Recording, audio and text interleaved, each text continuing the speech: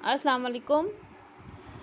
तो हमारा आज का लेक्चर जो हमने कंटिन्यू करना है अपने प्रीवियस लेक्चर को, जो था एब्जॉर्प्शन ऑफ वाटर।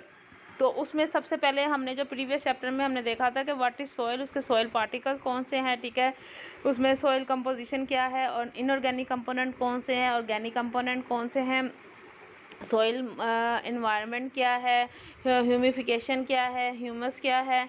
तो ये सारा हमने प्रीवियस लेक्चर में देखा। अब इसका जो इसी को हम कंटिन्यू करेंगे, जिसमें है कि how the water is actually absorb from the soil. तो उसके लिए हमें पता है, मैंने आपको बताया था कि प्लांट का जो ऑर्गन, जो कि रूट एक ऑर्गन है जो कि एंकर होता है इनसाइड द सॉइल। तो आज हम इसकी एनाटॉमी देखेंगे। तो our today's lecture is about the anatomy of the root. ये रूट का इंटरनल स्ट्रक्चर क्या है, किस तरह से वो पानी को एब्जॉर्ब करता है फ्रॉम द सॉइल पार्टिकल्स। तो अगर हम ये डायग्राम देखो तो इसमें ये क्या है, एक इंटरनल सेक्शन है किसका, डायकोट रूट का, जिसमें इंटरनल स्ट्रक्चर शो हुआ है रूट का। तो आपको सबसे पहले अगर हम रूट देखें तो हमें जो है वो हेयर लाइक स्ट्रक्चर नज़र आ रहे हैं, जिसको हम क्या कहते हैं, रूट हेयर कहते हैं। तो रूट हेयर के बाद जो अपर मोस्ट लेयर है, जो आउटर मोस्ट लेयर है, that is called the epidermis. तो उसको हम क्या कहते हैं, एपिडर्मिस कहते हैं। एपिडर्मिस के बाद जो है आप देखो, अगर एपिडर्मिस के आप सेल देखो, they are closely related with each other, ठीक है। उनके अंदर में इंटरनल स्पेसिस जो है वो बिल्कुल प्रेजेंट नहीं है, ठीक है। और उसके जो नेक्स्ट आता है वो है कॉर्टेक्स, ठीक है। तो कॉर्टेक्स जो है उसकी अगर हम बात करें तो कॉर्टेक्स के अंदर जो है वो इंटरसेलुलर स्पेसिस आर प्रेजेंट। अच्छा, तो रूट हेयर्स जो हैं, अगर तो वो सबसे पहले कहाँ पे प्रेजेंट होते हैं, they are present inside the soil particles, ठीक है। तो वहाँ से वो वाटर को जो है एब्जॉर्ब करते हैं। फिर एपिडर्मिस जो है वो आउटरमोस्ट लेयर है। सेकंड जो layer next to the epidermis जो लेयर आती है वो क्या आती है, कॉर्टेक्स। और कॉर्टेक्स के बाद जो आपको रेड कलर में नज़र आ रही है, सराउंड कर रही है किसको, वेस्कुलर टिश्यूज़ को, date is the endodermis. Endodermis के अंदर भी इंटरसेलुलर स्पेसिस जो हैं अगर आप देखो तो उसके अंदर प्रेजेंट नहीं है। तो जाइलम और फ्लोएम के बाद एक और लेयर प्रेजेंट है जो जहाँ पे ब्लू कलर में रिप्रेजेंट किया गया, डेट इज़ द पेरिसाइकल। तो इसके अगर जाइलम और फ्लोएम के आप देखो आर्क लाइक है, ठीक है। सबसे पहली जो है वो प्राइमरी जाइलम है, ठीक है। और फिर जो सेंटर में आपको जो सबसे पहले सेंटर में जो रेड कलर की आपको नज़र आ रही है, that is the primary xylem. और जो येलो कलर में नज़र आ रही है, that is the primary phloem. और फिर यहाँ पे वेस्कुलर कैम्बियम प्रेजेंट है। तो that is the internal structure of the root. अब हम रूट एनाटमी में अगर हम देखें, अगर रूट के पार्ट्स की देखें डिवीजन, तो सबसे पहले जो पोर्शन होता है वो होता है एपिकल मेरिस्टम का। Apical meristem is the that portion where the meristematic cells are present. और मेरिस्टमेटिक सेल्स हमें पता है कौन से होते हैं, वो जिनके अंदर डिवीजन की कैपेसिटी जो है वो बहुत ज़्यादा होती है। और this is the point where the new cells are formed due to the process of cell division, ठीक है। तो रूट हेयर्स अगर हम इसका इंटरनल सेक्शन कट करें तो आप देख रहे हो कि रूट हेयर्स हैं, ठीक है। रूट हेयर्स के सबसे पहला जो जोन आता है वो आता है एपिकल मेरिस्टम का, और ये जोन ऑफ डिवीजन इसे कहते हैं। फिर है इसके अंदर इसके कंडक्टिंग टिश्यूज आ जाते हैं, that are the xylem and the phloem. और जो एंडोडर्मिस है वो प्रेजेंट है between the xylem and the phloem. तो कॉर्टेक्स पैरेन्काइमल सेल्स आ जाते हैं जो कि स्टोरेज के लिए होते हैं।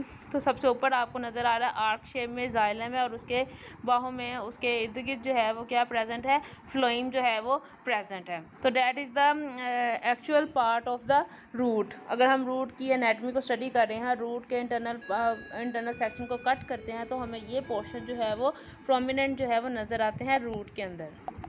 अच्छा, तो रूट अगर आप इस डायग्राम में देखो तो सबसे पहले जो आ रहा है हम लोगों को रूट कैप नज़र आ रहा है, that is the protection, it gives protection to the root. फिर इसके बाद इसका जो पोर्शन आता है वो आता है मेरिस्टम। मेरिस्टम जो ऐसा पोर्शन है जहाँ पे सेल प्रोडक्शन होती है। क्यों सेल प्रोडक्शन होती है? क्योंकि they are the very active cells, और इनके अंदर डिवीजन कैपेसिटी जो है वो सबसे ज़्यादा होती है। तो मेरिस्टमेटिक जो रीजन होती है, this is the region where the cells divide and redivide, और यहाँ पे फिर सेल की प्रोडक्शन होती है किस वजह से, डिवीजन की वजह से। तो मेरिस्टेमेटिक सेल जो होते हैं ये लिविंग सेल्स होते हैं जिनके अंदर न्यूक्लियस जो है वो प्रेजेंट होता है। क्योंकि इनके अंदर न्यूक्लियस प्रेजेंट होता है इसके अंदर जो सेल डिवीजन कैपेसिटी है इनकी ज़्यादा आती है। इसके बाद जो आता है वो सेल एलोंगेशन जोन आता है, ठीक है, जहाँ यहाँ पे सेल जो हैं एलोंगेट होते हैं और इसके बाहर आपको नज़र आ रही है एपिडर्मिस, ठीक है। और फिर आते हैं रूट हेयर्स। तो जो रूट हेयर वाला पोर्शन है यहाँ पे अगर आप एलोंगेशन के बाद जो पोर्शन आता है वो आता है डिफरेंशिएशन जोन। तो रूट को अगर हम 3 जोन में डिवाइड कर सकते हैं, एक आता है प्रोडक्शन जोन, एक आता है एलोंगेशन जोन और एक आता है डिफरेंशिएशन जोन। तो रूट हेयर्स के बाद फिर उसके कंडक्टिंग टिश्यूज़ आ जाते हैं, वो कौन से आते हैं, जाइलम एंड द फ्लोएम। तो that is the internal structure in a more detailed वे। तो अगर हम रूट की बात करें तो रूट के अंदर 4 जोन्स होते हैं, ठीक है। सबसे पहले आता है रूट कैप, ठीक है, प्रोटेक्ट्स द मेरिस्टेमेटिक रीजन। तो सबसे जो लोअर पोर्शन है जो आपको ब्लंट एंड नज़र आ रहा है फिंगर लाइक प्रोजेक्शन की तरह, अगर जैसे हम फिंगर की टिप देखें जैसे वो राउंड होती है तो वो उस वाले पोर्शन को हम क्या कहेंगे, रूट कैप कहेंगे। तो ये इसका जो सबसे पहला जोन है ये रूट का, और इसका काम क्या होता है, it protect the meristematic reason, यानी कि जो वो सेल्स जिनमें डिवीजन कैपेसिटी बहुत ज़्यादा होती है ये उनकी प्रोटेक्शन करता है। उसके बाद आता है मेरिस्टेमेटिक रीजन, तो यार इसको मेरिस्टेमेटिक जोन भी बोलते हैं। Rapid mitosis of undifferentiated meristematic cells, यानी कि ये सेल्स जो होते हैं इनके अंदर कोई डिफरेंशिएशन नहीं होती, इनके अंदर जो न्यूक्लियस है वो प्रेजेंट होता है, they are the living cells, इनके अंदर माइटोसिस होती रहती है। तो हमें पता है कि माइटोसिस में एक सेल जो है वो 2 में डिवाइड होता है, तो कंटिन्यूसली वो जो सेल्स हैं वो ऐड होते रहते हैं। तो इस रीजन को, मेरिस्टेमेटिक रीजन को हम सेल प्रोडक्शन रीजन भी कहते हैं। क्यों? क्योंकि यहाँ पे सेल्स जो होते हैं वो प्रोड्यूस हो रहे होते हैं। नेक्स्ट आता है जोन ऑफ एलोंगेशन। एलोंगेशन से ही पता चल रहा है कि ये वो सेल्स हैं जहाँ पे सेल्स जो हैं वो अपने आप को एलोंगेट करते हैं, उनका साइज जो है वो इंक्रीज होता है।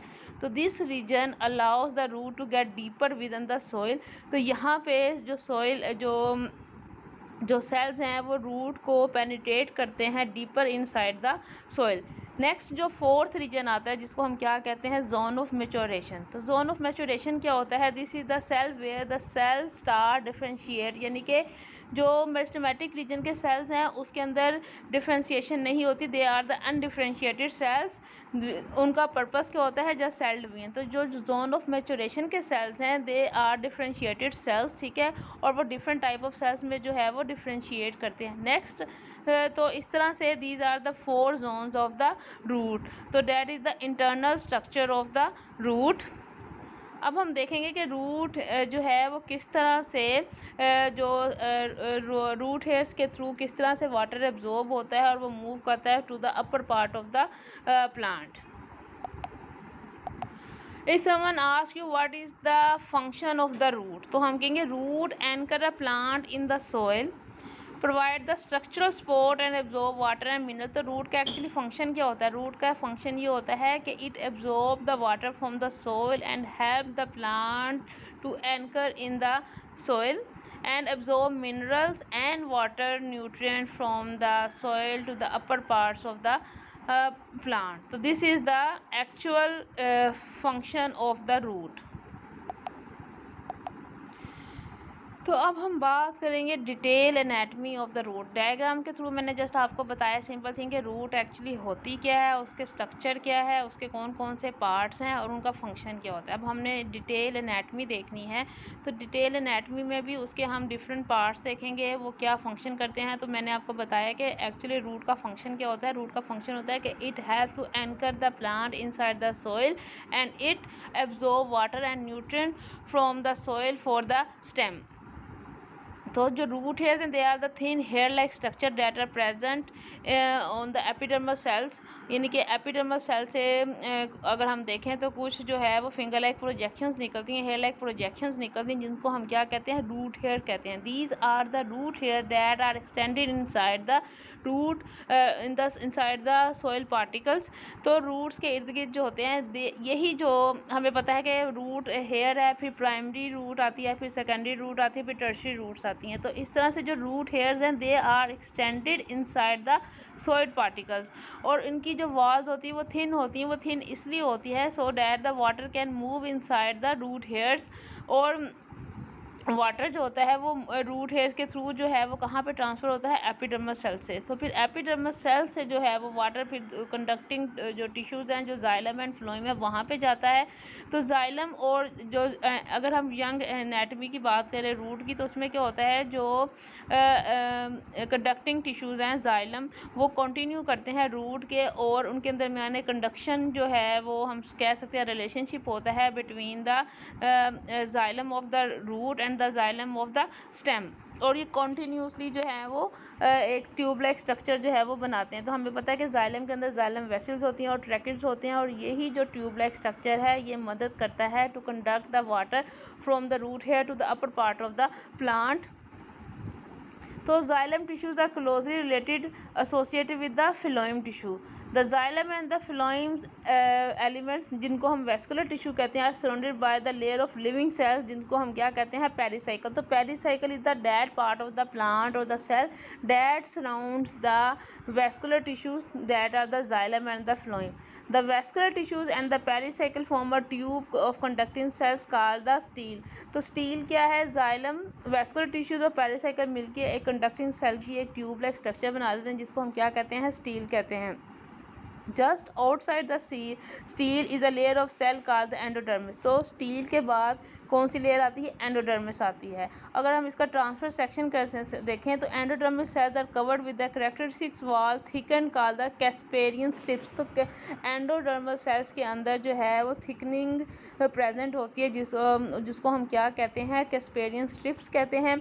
These are contain the suberin and a substance impermeable to water। तो इनके इर्द गिर्द जो है वो सुबेरिन प्रेजेंट होती है, और जो सुबेरिन है वो क्या है, ये that is impermeable to water, यानी कि ये वाटर मॉलिक्यूल की मूवमेंट को अलाउ नहीं करती। अगर आप डायग्राम में देखो तो यहाँ पे आपको कैस्पेरियन स्ट्रिप्स जो है वो नज़र आ रही है, यानी कि एंडोडर्मल सेल्स, ये these are the endodermal cells, इनके अंदर आपको थिकनिंग सी नज़र आ रही है, ठीक है, जिसको हम क्या कहते हैं, कैस्पेरियन स्ट्रिप्स कहते हैं। और ये कैस्पेरियन स्ट्रिप्स जो होती हैं इसके अंदर सुबेरिन सेल्स प्रेजेंट होते हैं, और ये सुबेरिन सेल्स जो हैं they are impermeable for the water.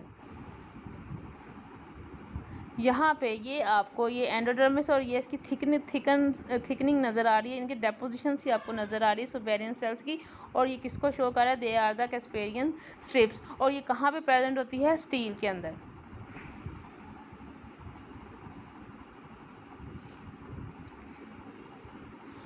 Outside the endodermis, several layer of large thin walled living cells are present, ठीक है, जिसको हम क्या कहते हैं, कॉर्टेक्स कहते हैं। The air spaces from interconnected air channel necessary for internal aeration. Aeration क्या है कि वहाँ से हवा के पासेज होती है, डिफरेंट गैसेस, कार्बन डाइऑक्साइड और ऑक्सीजन जो प्लांट को चाहिए होती है, उनकी मूवमेंट होती है। तो स्टील जो एंडोडर्मिस है उसके बाहर वाली की जो लेयर है उसको हम क्या कहते हैं, उसको हम कॉर्टेक्स कहते हैं। कॉर्टेक्स जो है अगर आप देखो तो उसके अंदर इंटरसेलुलर स्पेसिस नज़र आएंगी, ये आप डायग्राम में देख सकते हो। तो these are the cortical cells, और जहाँ पे इंटरसेलुलर स्पेसिस प्रेजेंट है, ये इंटरसेलुलर स्पेसिस जो होती हैं they are very much necessary for the aeration. Aeration mean for the movement of the gaseous molecule like carbon dioxide and the oxygen.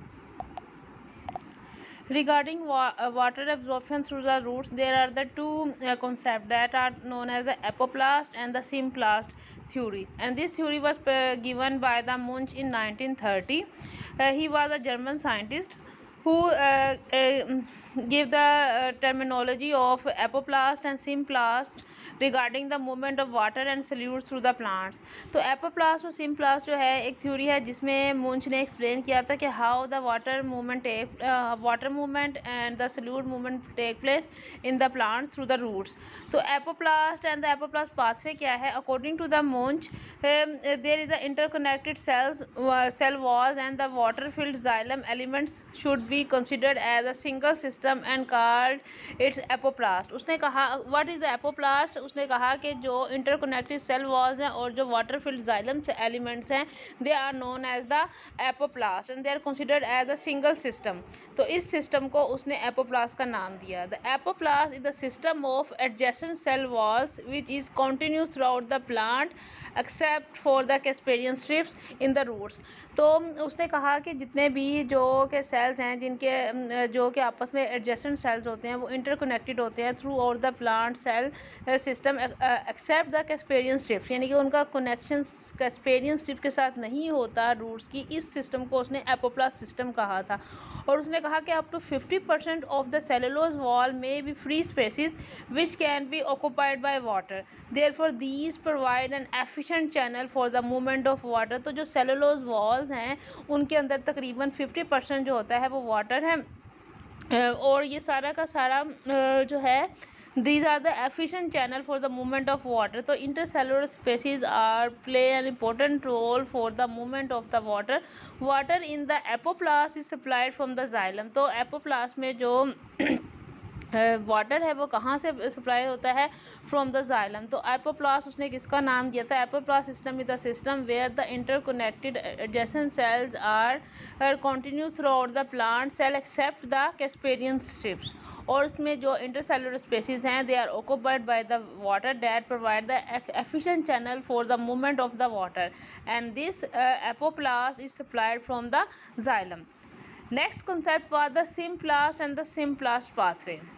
The rest of the plant living part was termed as the symplast. तो intercellular cell wall और intercellular spaces के अलावा जितना भी cell जो उसके living components आ जाते हैं उसको उसने सिम्प्लास्ट का कहा था। तो एपोप्लास्ट में नॉन लिविंग कंपोनेंट्स आते हैं जो कि सेल वॉल से एडजेसेंट सेल्स होते हैं, और जो सिम्प्लास्ट है they are the living components of the cells. The symplast is the system of interconnected protoplast in the plant. तो जो एपोप्लास्ट और अगर हम सिम्प्लास्ट में डिफरेंस की बात करें तो डिफरेंस ये है कि एपोप्लास्ट जो है वो सेल वॉल से जो सेल्स हैं दे आर इंटरकनेक्टेड, जबकि जो प्रोटोप्लास्ट के जो सेल्स इंटरकनेक्टेड होते हैं दे फॉर्म द सिम्प्लास्ट। और हमें पता है कि protoplast is the living part of the component of the plant. The cytoplasm of the neighboring cell is linked by the plasmodesmata in the cell wall. अगर हमें पता है कि हर सेल के अंदर साइटोप्लाज्म प्रेजेंट होता है, और ये जो cytoplasm they are linked to the adjacent cell with the help of the plasmodesmata linkage. Plasmodesmata क्या? These are the cytoplasmic linkage that make a link between the two adjacent cells और the neighbour cells. The movement of water take place down a water potential gradient. The movement might be aided by the cytoplasmic streaming. हमें पता है कि cytoplasm के अंदर एक जो movement होती है उसको हम क्या कहते हैं? स्ट्रीमिंग मूवमेंट कहते हैं। जस्ट लाइक स्ट्रीम की तरह ये होती है। This symplast is more important pathway for the movement of water. तो जो एपोप्लास्ट और सिम्प्लास्ट में अगर हम कंपैरिजन करें तो जो सिम्प्लास्ट पाथवे है जो कि लिविंग कंपोनेंट्स के दरमियान होता है प्रोटोप्लास्ट के इंटरकनेक्शन की वजह से होता है, that is the more efficient और the better pathway for the movement of water as compare to the apoplast pathway. तीसरा पाथवे आता है वैक्यूलर पाथवे। वैक्यूलर से ही पता है कि that is related to the vacuole. Some authors exclude the central vacuole from the symplast and consider that these form a independent pathway for the movement of water solutes. यानी कि vacuolar pathway कहते हैं कि they are other than the apoplast, और उसमें जो है this pathway is another separate pathway that is known as the vacuolar pathway. और इसमें जो है the water moves from vacuole to the vacuole through neighbouring cells crossing the symplast and apoplast in the process and moving through membranes and tonoplast by osmosis. तो ये सारे का सारा इसमें ये होता है कि वाटर जो है एक वैक्यूल से दूसरे वैक्यूल में ट्रांसफ़र होता है, डैट इज़ रादर दैन और फिर उसमें वो जो है वो एपोप्लास्ट और सिम्प्लास्ट जो है उसको क्रॉस करता है, और इस तरह से वाटर पोटेंशियल ग्रेडियंट जो है वो क्रिएट होता है और वाटर जो है वो मूव करता है from the root to the upper part of the plants. Now let's talk about the mechanism of absorption of water by the roots, यानी कि एक्चुअल मैकेनिज्म क्या है रूट्स का एब्जॉर्ब करने का water from the soil. Water is absorbed mainly by the younger parts of the roots in the regions of the root hairs, यानी कि root hairs के थ्रू जो है जो यंगर रीजन है जहाँ पे सेल जो होते हैं वो स्मॉलर होते हैं इन साइज़ और एक्टिवली एक्टिव होते हैं, और रूट हेयर्स के थ्रू वाटर जो है वो एब्जॉर्ब होता है। The soil solution has a higher water potential than cell of the epidermal and the root hair. अब हमें पता है कि वाटर तभी ट्रांसफ़र होगा जब ऑस्मोटिक पोटेंशियल क्रिएट होगा। ऑस्मोटिक पोटेंशियल कब क्रिएट होगा? जो सॉइल के अंदर वाटर कंटेंट है वो ज़्यादा ज़्यादा होते हैं as compare to the epidermis and the root hair. तो इस ऑस्मोटिक पोटेंशियल की वजह से हमें पता है कि जो हायर कंसनट्रेशन से वाटर जो है वो मूव करेगा टुवर्ड्स द लोअर कंसनट्रेशन। तो लोअर कंसनट्रेशन कहाँ पे कम होगी, वो होगी एपिडर्मिस में और रूट हेयर्स में। A water potential gradient exists across the root from higher potential in the cell of epidermis to lower potential in cell adjacent to the xylem। अब क्या होगा कि शुरू स्टार्ट में जो हायर पोटेंशियल है वाटर का वो कहाँ पे ज़्यादा होगा, वो एपिडर्मिस में ज़्यादा होगा, तो वो मूव करेगा toward the adjacent cell with the help of the xylem. So the uptake of the water movement take place, और एक टेंशन क्रिएट होती है जिसकी वजह से जाइलम जो है वो क्या करता है कि लोअर पार्ट से वाटर जो है उसको मूव करता है फ्रॉम नेगेटिव जो the more negative solute potential of the xylem sap than the dilute soil solution. तो फिर इस तरह से जो है वो क्या होगा, सल्यूट जो है वो मूव करेंगे towards the soil and the solvent move karega towards the root.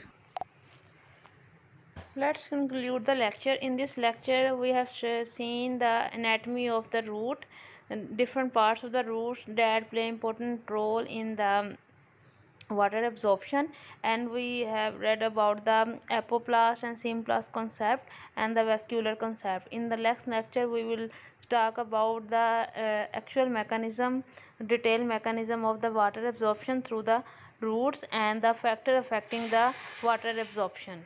So take care, see you next time in the next lecture that will be about the mechanism of absorption of water by the roots and the factor affecting the absorption of water by the roots.